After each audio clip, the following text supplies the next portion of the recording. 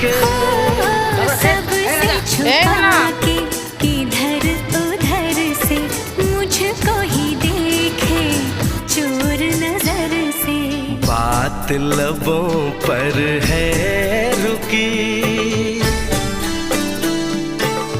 तेज दिलों की धड़कन हाय रे।